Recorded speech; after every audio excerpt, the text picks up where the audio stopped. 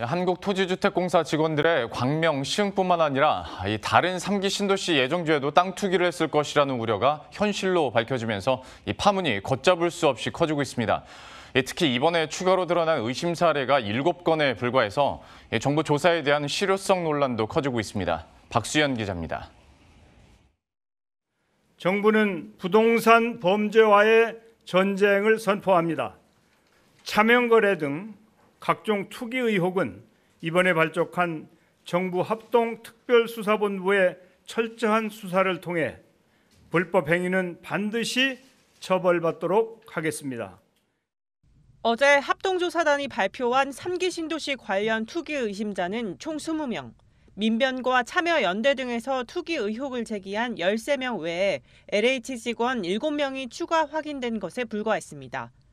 시장에선 의심 사례가 많지 않다며 조사가 제대로 이뤄진 것이냐는 볼멘 소리가 터져 나오고 있습니다. 이번 조사는 국토부와 LH 전 직원의 동의를 받아 한국부동산원의 토지거래 시스템에 주민번호를 넣는 방식으로 진행됐습니다. 대부분의 투기가 차명이나 가족거래로 이루어진다는 점에서 실명거래만 대상으로 한 조사가 불법 행위 색출을 제대로 해내지 못했다는 분석이 지배적입니다. 게다가 민간인을 대상으로 조사를 할 수 없고 공직자에게도 압수수색 등 강제 수사의 권한이 없기 때문에 투기 의혹이 짙은 미등기 거래 등을 잡아내기엔 속도가 더딜 수밖에 없습니다. 앞으로 경찰 수사 등 강제 수사가 진행될 경우 투기 의심 사례가 무더기로 나올 가능성도 배제할 수 없습니다. 업계에선 실명조사 한계상 사람이 아닌 토지를 점검해야 한다는 목소리가 나옵니다. 조사 범위도 3기 신도시뿐 아니라 이미 보상이 이루어진 지역으로 확대해야 한다는 지적입니다.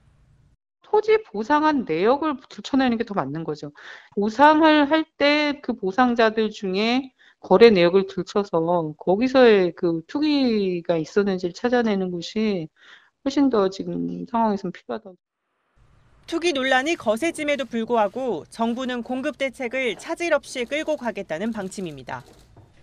오늘 홍남기 경제부총리는 관계정간 회의를 열고 이사 공급 대책의 일환인 도심개발 사업과 관련한 후보지를 선정해 3월 말까지 공개할 계획이라고 밝혔습니다.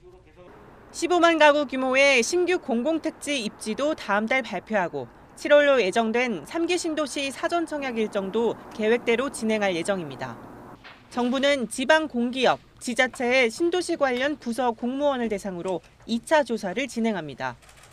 수사권까지 동원해 차명거래, 가족거래도 낱낱이 파헤치겠다고 강조한 가운데 그 결과에 관심이 쏠립니다. 머니투데이 방송 박수연입니다.